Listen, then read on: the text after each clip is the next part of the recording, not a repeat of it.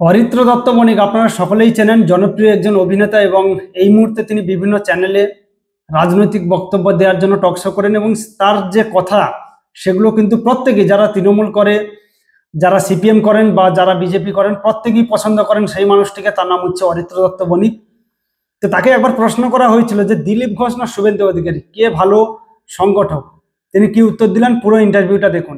সবাই চেষ্টা করবেন পুরোটা দেখার জন্য। দেখুন, দিলীপ ঘোষকে নিয়ে কমেন্ট করা ডিফিকাল্ট, কারণ দিলীপ ঘোষ যে সময় রাজনীতি করেছেন আমার সেই সময়কার রাজনীতির বয়সই তৈরি হয়নি, আমরা তখন খুবই ছোট। ফলে দিলীপ ঘোষ বিজেপিতে সংগঠক হিসেবে তিনি ভালো সংগঠক বলে শুনেছি বা পড়েছি। ফলে আমি সেকেন্ডারি রিসোর্স থেকে তার সম্পর্কে জেনেছি, বই পড়ে, লেখা, খবরের কাগজ পড়ে ইত্যাদি। ফলে দিলীপ ঘোষ ভালো সংগঠক নিশ্চয়ই। কিন্তু আমি এখন যেটা আমি বুঝতে পারছি সেটা হচ্ছে, যেটা আমি একদম প্রথমে যেটা আপনাকে বলেছিলাম, যে এখন আরএসএস ভার্সেস বিজেপি হয়ে গেছে। বাংলার ক্ষেত্রে আমি যেটা দেখতে পাচ্ছি, যে আরএসএস থেকে আসা লোকজনদেরকে বিজেপি অ্যাকসেপ্ট করছে না, মানে পলিটিশিয়ান, পলিটিক্যাল উইং অ্যাকসেপ্ট করছে না। আবার পলিটিক্যাল উইংদেরকে আবার আরএসএস বলছে তুমি বোঝো কি সংগঠনে। এই যে একটা বিবাদ তৈরি হয়েছে, এটা না করে যেটা বললাম যে শুভেন্দু ভার্সেস সুকান্ত বা দিলীপ নয়, শুভেন্দু এবং সুকান্ত দিলীপ, এই কথাটা খুব ইম্পর্টেন্ট। আমার সংগঠনের জন্য, গ্রাউন্ডে কাজ করানোর জন্য, মানুষের কাছে প্রোপাগেট করবার জন্য আরএসএস এর মতো উইংকে দরকার হতে পারে। তার কারণ তাদের নেটওয়ার্ক, হিউজ নেটওয়ার্ক। আরএসএস একটা সভা করলে মুহূর্তের মধ্যে কয়েকটা লোক চলে আসবে। বিজেপি কে করলে অনেক পলিটিক্যাল ইম্পেডিমেন্টস আছে, বিজেপির অনেক পলিটিক্যাল বাধা আছে। এটা সভা করতে যাবেন অমুক জায়গায়, ওই কাউন্সিলর এসে ঝামেলা করবে করবে। আরএসএস এর কিন্তু শক্তিটা অন্যরকম শক্তি। আবার আরএসএস এর কিছু লিমিটেশন হচ্ছে যে সে আবার ওটাকে ইলেকট্রাল পলিটিক্সে রিফ্লেক্ট করাতে পারবে না।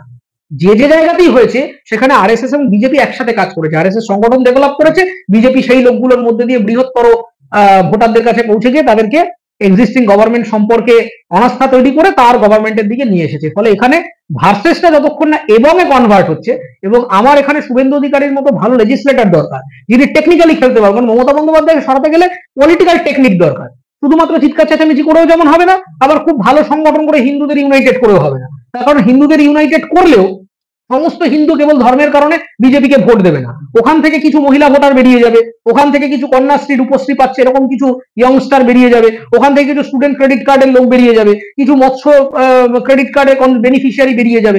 তো তার মানে ভাবতে হবে, হিন্দু হয়ে হয়তো একজন হিন্দু বুঝতে পারছে যে ঠিকই এটা ঠিক কথা বলছে বিজেপি, কিন্তু ভোটটা দর্শন ভাবছে আরে বিজেপি যদি আমার হয়ে কথাগুলো না বলে তার থেকে দিদি চলেই। ফলে তখন কিন্তু ঘুরে ফিরে তারা লাস্ট মোমেন্টে গিয়ে জোড়া ফুলে ভোট দিয়ে দিচ্ছে। আমি আবারও যেটা বলছি, যে দলের মধ্যে ভার্সেস গুলোকে ক্লিন করবার জন্য দরকার নতুন লোক আনুন, অথবা এনাদের দুজনের মধ্যেই আগে সমঝোতা তৈরি করুন। এই দুটো মানুষ, খুব খারাপ লাগে শুভেন্দু অধিকারী যেখানে যান সুকান্ত মজুমদার ওইদিকে প্রয়াগরাজে বা এতে চলে যাচ্ছেন, আবার শুভেন্দু অধিকারী যখন দিল্লি যাচ্ছেন সুকান্ত মজুমদার দিল্লি থেকে এরা কমপ্লিট বিপরীত দিকে চলে। এটা খুব মানে এক্সপ্রেসাই বোঝা যাচ্ছে যে এনারা ঠিক মুখোমুখি হতে চাইছেন না। এইটা খুব ডেঞ্জারাস জিনিস। কারণ আমি যখন একটা পার্টিকে ভাববো, আমি তো ভাববো যে এটা আমার বাড়ি, এটা তো আমার পরিবার। পরিবারের মধ্যে যদি দেখি যে বাবা কাকার মধ্যে মারামারি, আমি কি সেই বাড়িতে ফিরে যেতে চাইবো? চাইবো না। তো বাবা কাকা জ্যাঠাকে এক জায়গায় হতে হবে, বাজারটা একসাথেই করতে হবে, রান্নাটা, হ্যাঁ জয়েন্ট ফ্যামিলিতেও কিন্তু মন কষাকষি থাকে, অভিমান থাকে, কিন্তু তারপরে ওই যে মিটিগেশনটা, ওই সামান্য সমঝোতাটুকু, যে ভাই তুমি বাজারটা করে নিয়ে আসো, আমি পাইপটা সারিয়ে দিচ্ছি, এইটুকু সমঝোতা। এখন যেটা দরকার, যে কোনো কিছু ভালো করতে গেলে সকল মানুষকে এক হতে হবে। যদি কেউ মনে করেন যে তৃণমূল কংগ্রেস দলটি অপারগ হয়ে উঠেছে, তাহলে সকল বিরোধীকে সংঘবদ্ধ হতে হবে। এই যে অনেস্টিটা, আমাদের এই মুহূর্তে সোসাইটির সব থেকে বড় ঘাটতি হচ্ছে অনেস্টি। মানে আপনি যে দল করুন না কেন, আপনি তৃণমূল করুন, সিপিএম করুন, বিজেপি করুন, যেটা একটু আগে সিপিএম এর সমালোচনা করতে গিয়ে আলোচনাটা হচ্ছিল, যে সিপিএম এর মধ্যে অনেস্টি নেই। কিন্তু এই মুহূর্তে আমার যেটা সোশ্যাল সায়েন্সের দৃষ্টিভঙ্গি থেকে অবজারভেশন, সেটা হচ্ছে বিজেপি চাইলেই পারবে, কিন্তু বিজেপির ইউনিটিটা ইম্পর্টেন্ট, অনেস্টলি ইউনাইটেড থাকা, নিজেদের মধ্যে খেয়েটা বন্ধ করে, যে কে কোথায় একটু ওই ওই জেলা সভাপতি হবে, কি কোথায় এখানে এই সভাপতি হবে, এটা বাদ দিয়ে যে সভাপতি যে পারে হোক গে, সভাপতি দিয়ে আমার কিছু এসে যায় না। সভাপতি হওয়া মানে কি, মানে একটা চেয়ার পেলাম ব্যাস। কিন্তু তার মানে কি সভাপতি কি বিশাল একটা কেউ মানে ভগবান হয়ে গেলেন? তা তো নয়। সভাপতিরও যা বক্তব্য, যা করণীয়, তার যা কাজ, একজন কার্যকর্তারও তাই কাজ। এইটা যতক্ষণ না এস্টাবলিশ হবে, যে তাকেও প্রচার করতে হবে, আমাকেও প্রচার করতে হবে। আমি হয়তো 5টা লোককে নিয়ে এক জায়গায়, আমি হয়তো সিনিয়র ম্যানেজমেন্টে রয়েছি, আপনি হয়তো প্রোগ্রামার, ডেভেলপার, সফটওয়্যারটা ডেভেলপ করছেন আপনি, কিন্তু আমাকে তো ডেভেলপমেন্টে জানতে হবে। আমি জানি না, আমি যা খুশি বলে যাচ্ছি আপনাকে, এই করো ওই করো দিয়ে প্রজেক্টটা ঘেটে যাচ্ছে। এখন হয়ে গেছে সেরকম। তো এমন লোকজন দরকার ম্যানেজমেন্টে, যারা সাবজেক্টটা জানে এবং যারা নিজেরাও করতে পারবে, যাতে কার্যকর্তাদের সাথে তাদের কানেকশন থাকে। বহু কার্যকর্তাদের সাথে সিনিয়র স্টেক হোল্ডারদের কানেকশনই নেই, জানেই না কি হচ্ছে না হচ্ছে, কোথাও ফেসবুক ইউটিউবে দেখে তখন হয়তো যোগাযোগ করছে। এটা খুব ডেঞ্জারাস। আমি যতক্ষণ ইনক্লুসিভ করছি, লোকগুলোকে বলছি যে আরে ভাই এটাও তোমার অংশ, এই পার্টিটা তোমার পার্টি, এইটা যতক্ষণ না না বলছে কোনো দল, ততক্ষণ বিজেপি কেন কারোর পক্ষে কমব্যাট করা যাবে না। আর এই যে তৃণমূল এবং কমিউনিস্ট একটা অদ্ভুত কথা বলছে যে আপনি আদি ভারত নিয়ে কথা বলে, আপনি বেদ নিয়ে কথা বলে ফাট করে বলে ও আরএসএস এ জয়েন করলে। তো কেন আরএসএস কি বেদের কথা লিখে গেছে? রামায়ণ মহাভারত নিয়ে কথা বলতে গেলে বিজেপির সদস্যতা অভিযানে পার্টিসিপেট করতে হবে। এই জায়গাটাকে মানুষকে রেজিস্ট করতে হবে যে আপনি বিজেপি হন বা না হন, আপনি আরএসএস হন বা না হন, আপনি যদি ভারতীয় হন এবং আদি ভারতবর্ষের কৃষ্টিকে যদি চর্চার মধ্যে আনতে চান, তাহলে আপনি এদেরকে রেজিস্ট করুন। কারণ আপনাকে বিজেপি হতে হবে না। আমি তো আবার বলছি, আমি আরএসএস নই, আমি বিজেপি নই, কিন্তু ভারতবর্ষের ইতিহাস নিয়ে পড়াশোনা করি, কারণ আমি জানি যে ভারতবর্ষ কি গিয়ে গেছে। এবং আমি এখন রিপেন্ট করি যে আমরা ক্লাস 11-12 পর্যন্ত ইতিহাসটা পড়ে গেছি কমপ্লিটলি কংগ্রেসের শেখানো মিথ্যা কথা, যেগুলো অ্যাকচুয়ালি হওয়ারই কথা না। আমাদের কনস্ট্যান্ট শেখানো হয়েছে যে আলেকজান্ডার আমার এখানকার পুরুকে এসে মানে তিনি পুরু হেরে গেলেন এবং আলেকজান্ডার বলল আরে তুমি হেরে গেছো, যাও তোমাকে দয়া করলাম। আসলে কে জানে পুরুই হয়তো জিতেছিলেন। বহু জায়গায় ডকুমেন্টেশন পাওয়া যায় যে আলেকজান্ডার জেতেননি, আলেকজান্ডার হেরে গেছিলেন কিন্তু নিজের দাপটের জন্য। কারণ আমাদের এখানকার যারা হিস্টোরিয়ান তারা তো সবই কলোনিয়াল হিস্টোরিয়ান, আমরা যাদের লেখাগুলো পড়ছি সবই ব্রিটিশদের ইন্টারপ্রিটেশন, তারা তাদের মতো লেগে গেছে। মানে ফাহিয়েন হিউয়েনসাংয়ের লেখা শুধু তার চোখে ভারতকে দেখছে, আমাকে ভারতের চোখে ভারতকে দেখাও। আমার এখানকার লেখকরা কি লিখে গেছেন সেটা আমার জানাটা প্রয়োজন। কবে কোন ব্রিটিশার এখানে এসে কি লিখে গেছে সে তো এখানে এসে বলবে এখানে কিচ্ছু ছিল না, জঙ্গল, আদিম মানুষ হো ঘুরে বেড়াতো, আমরাই এসে সভ্যতা দিলাম। মোটেই নয়, এখানে অনেক বেশি এনরিচ ছিল, তোমরা এসে বেটা এখান থেকে লুটপাট করে নিয়ে চলে গেছো বিভিন্ন সময়। কখনো ব্রিটিশ এসছে, পর্তুগিজ, তার আগে মুঘলরা এসছে। এই যে আমাদের জাতীয় সঙ্গীতের মধ্যে যে কথা বলা আছে যে সখুন্দল পাঠান মুঘল এক দেহে হলে লীন, এইটা কিন্তু অ্যাকচুয়ালি উল্টোটা হয়েছিল। এরা আমার একে শোষণ করে নিয়ে গেছে, কিন্তু তবুও ভারতবর্ষ যদি ইউনিটি ইন ডাইভার্সিটির কথা বলছে, এই জন্য কবিগুরু তার জাতীয় সঙ্গীতে লিখে গেলেন যে সকলকে নিয়ে আমরা একটা ইউনাইটেড স্টেটস তৈরি করলাম। এবং যে মানে এই যে ইউনিয়ন অফ স্টেটস বলা হচ্ছে, যে প্রত্যেকটা রাজ্যের স্বতন্ত্রতা। কেন এই কথাটা বলা হচ্ছে? ভারতবর্ষের মতো এত বড় সংবিধান তো কোথাও নেই।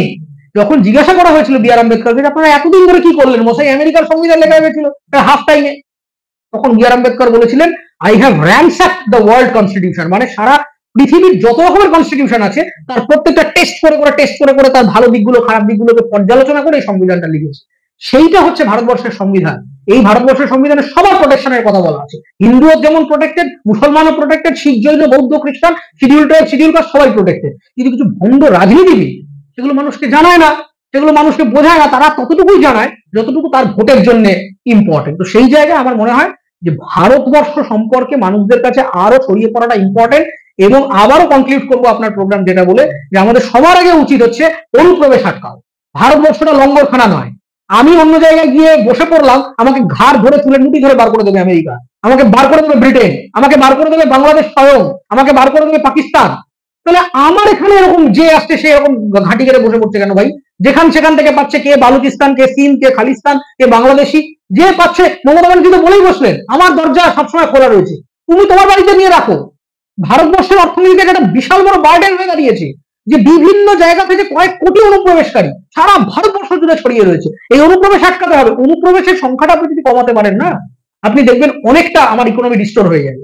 কারণ এটা তারা বাড়তি বোঝা আমার এখানকার রিসোর্স কনজিউম করছে, আমার এখানকার ইকোনমিতে ডিমান্ড তৈরি করছে, অথচ আমি তাকে জায়গাও দিতে পারছি না। একটা স্টেলমেট, একটা বটলনেক তৈরি। তো আপনারা ইতিমধ্যে শুনলেন অরিত্র দত্তবণিক কি বললেন। তিনি পরিষ্কার করে বললেন যে মুখ্যমন্ত্রী মমতা ব্যানার্জিকে সরাতে হলে, এই রাজ্য থেকে ক্ষমতাচ্যুত করতে হলে বিজেপির যে স্ট্র্যাটেজি রয়েছে সেগুলো একটু চেঞ্জ করতে হবে, সবাইকে একসাথে হতে হবে। দিলীপ ঘোষের সাথে শুভেন্দুর সম্পর্ক ভালো নয়, শুভেন্দুর সাথে সুকান্ত মজুমদারের সম্পর্ক ভালো নয়। তো এই রকম করলে চলবে না। একটা সংগঠন, সবাইকে এক পরিবারে, এটা যেহেতু একটা পরিবার, সবাইকে এক থাকতে হবে। মনোমালিন্য হবে, তবে সেটা মিউটেশনের মাধ্যমে সেটা কিন্তু আবার ক্লিয়ার হতে হবে। সেকেন্ড হচ্ছে যে ওই চিৎকার চেঁচামেচি করে কিন্তু ভোটে যেটা যায় না। রাজ্য সরকার যে ভুলগুলো করছে সেগুলোকে মানুষের সামনে সঠিকভাবে তুলে ধরতে হবে, মানুষকে বোঝাতে হবে যে এই মুখ্যমন্ত্রী যা করছে আগামী দিনে এর থেকে আরো ভয়াবহ পরিস্থিতি হবে। তাই আপনাদেরকে মুখ্যমন্ত্রীকে ভোট দেওয়া থেকে বিরত থাকতে হবে এবং সরকার পরিবর্তন করতে হবে, এমন একটা মেসেজ প্রত্যেকটা মানুষের মধ্যে দিয়ে দিতে হবে। তৃতীয়ত হচ্ছে মুখ্যমন্ত্রীকে মানে মমতা ব্যানার্জিকে হারাতে হলে এখন যে স্ট্র্যাটেজি চলছে সেগুলো ফলো করতে হবে। কি স্ট্র্যাটেজি? তৃণমূলে একটা স্ট্র্যাটেজি হচ্ছে যারা বিরোধী পার্টি থাকে তাদেরকে অনেককে ভোট দিতে দেয় না, ভয় দেখিয়ে দেয় যে যাতে ভোট দিতে না যায়। আবার যদি ভোট দিতেও যায় মাঝ রাস্তা থেকে তাদেরকে বাড়ি পাঠিয়ে দেয়। এরকম একটা পরিস্থিতি এদের রয়েছে বরাবরই, 2011 সাল থেকে এটা চলছে। তো এটা অরিত্র যিনি রয়েছেন তিনি হয়তো এই ব্যাপারটা ঠিক মতো জানেন না, তার কারণ ইনি শহরে থাকেন, আমরা গ্রামে থাকি, আমরা জানি কি হয় না হয়। এবং আরো যে ব্যাপারগুলো রয়েছে সেগুলো হচ্ছে তৃণমূল কি করে ভয় দেখিয়ে দেয় যে ওখানে সিসি ক্যামেরা চালু থাকে, তোমরা কাকে ভোট দিচ্ছ না দিচ্ছ আমরা সেটা দেখতে পাই, আমাদের মোবাইলে সেটা ক্যামেরা চালু হয়। এবং এইগুলো মানুষকে বিভিন্ন রকম তথ্য, ভুল তথ্য দিয়ে এরা মানুষকে বিভ্রান্ত করে দেয়। এবং গ্রামের মানুষ আপনি তো জানেন, কেন বাবু কি দরকার এত ঝামেলা করার, তার থেকে বাবা ক্যামেরা ট্যামেরা লাগানো আছে তো দিয়ে দিই, ভোট দিয়ে দিল, সেটা একটা। দ্বিতীয়ত টাকা যেটা খাওয়ার ব্যাপার থাকে, যে ওই রাত্রিবেলা গিয়ে অনেক জায়গায় শোনা যায় যে টাকা দিয়ে দিয়েছে ভোটারকে, সেগুলো তো নর্মালি থাকে, সেটা তো আলাদা বিষয়, সেটা আছে। আর যে বিষয়টা রয়েছে, এরা দেখবেন যে বিরোধীদেরকে গ্রামের দিকে খুব একটা প্রচার করতে দেয় না, যোগাযোগ করতে দেয় না, তো এরা সেইভাবে মোটামুটি ক্ষমতায় জিতে যায়। এবং মানুষকে ভয় দেখিয়ে ছাপ্পা মেরে কোনোভাবে গণতান্ত্রিকভাবে ভোট করে কিন্তু এরা জেতে না। সেটা যারা গ্রামের দিকে বাড়ি তারা বুঝতে পারছেন, এরকম ঘটনা প্রায় জায়গায় ঘটে থাকে, বিশেষ করে যেখানে সংগঠন খুব দুর্বল। যেখানে সংগঠন রয়েছে অনেক জায়গায় গ্রামের দিকে হলো, সেখানে খুব একটা সমস্যা হয় না, কিন্তু গ্রামের দিকে সমস্যা হয়ে থাকে। তো এই রকম ভাবেই কিন্তু ওয়েস্ট বেঙ্গলে তৃণমূল সরকারের যে কালচার সেটা কিন্তু চলছে। এবং এইভাবে তাদের আমার মনে হয় প্রচেষ্টা এরকম জারি থাকবে যে মানুষকে ভুল বুঝিয়ে, ভয় দেখিয়ে, ছাপ্পা মেরে সেইভাবেই ভোটে তারা জিতবে। যাই হোক, যদি আপনাদের কিছু বলার থাকে অবশ্যই কমেন্ট করে বলবেন, এবং অরিত্রর এই বক্তব্য আপনাদের কেমন লেগেছে সেটা অবশ্যই জানাবেন। সবাই ভালো থাকবেন, সুস্থ থাকবেন।